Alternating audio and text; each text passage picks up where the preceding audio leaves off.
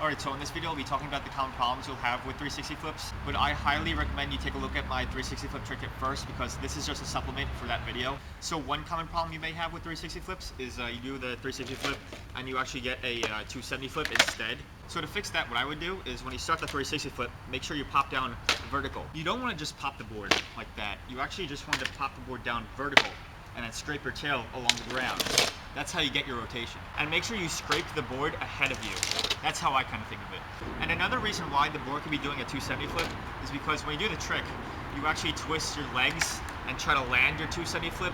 Never do that.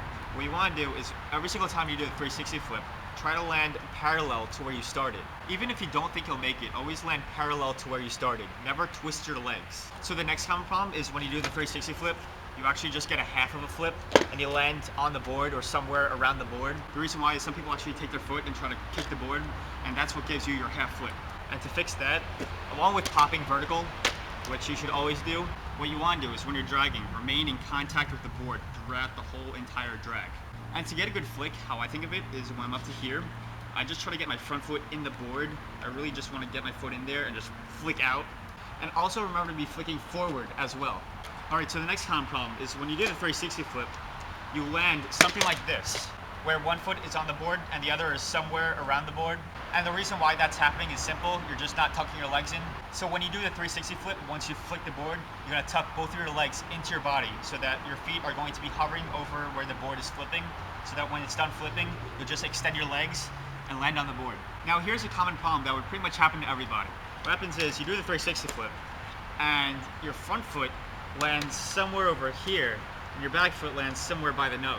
So to fix this, what you should do is do at least 2 good pushes before you start the trick. The reason why I say that is I had the same exact problem, and the reason why was because when I was riding slow, I kind of felt every single bump and crack and everything, and as a result of that, my weight kind of shifted as I was trying to start the trick, causing the board to do wherever it wants. So that's why I highly recommend you go at a good speed before you do the trick. And along with being square and over the board and having your weight between your feet like this, what also helped me was making sure that I pop down vertical. This is really, really crucial if you want the board to stay under you.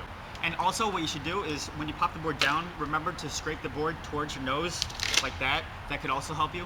Alright, so the last common problem, nothing happens. You get something like this, the board flies, goes over there, maybe does 1 rotation, maybe it does 50, you land over here, you're not anywhere close. So for the people who have that problem where nothing happens, first make sure that you're able to ollie over 2 or 3 boards stacked. In 10 tries, you could land 3 pop shoves, and in 10 tries, you could land 3 kick flips. I guess 2 out of 10 for pop shoves and kick flips is alright, but make sure you're able to do those 3 things. So for the people who have that problem where nothing happens, just remember these 3 things. Pop the board down vertical, scrape your tail in the direction of the nose, like that, and when you're dragging up the board, remember to have your foot stay in contact with the board throughout the whole entire drag. So my plan for these 3 things I told you to remember when you practice is that I'm hoping that when you're practicing, you'll keep progressing, and that 360 flip that looks like nothing is happening is starting to morph into an actual 360 flip. And when you're progressing, what's going to happen is you'll probably end up with a common problem or 2 that I most likely mentioned in this video, and you can look at that section and just keep progressing and hopefully land the actual 360 flip. That's pretty much my plan. Like something you could get is like a 270 and a half flip, and to fix that, you should look at my 360 and a half flip common problem and my 270 flip common problem and put those 2 together, and that should be it. Alright, so that's the 360 flip common problems video. If there's something I didn't really explain too well or something that's not really that clear, I can make a second one if you want me to. I always want to update my trick tips so that everything is clear and everyone understands. So if you have any problems or any questions, don't be afraid to leave a comment or send me a message, because that's what helps me make my trick tips even better. So as for now, good luck.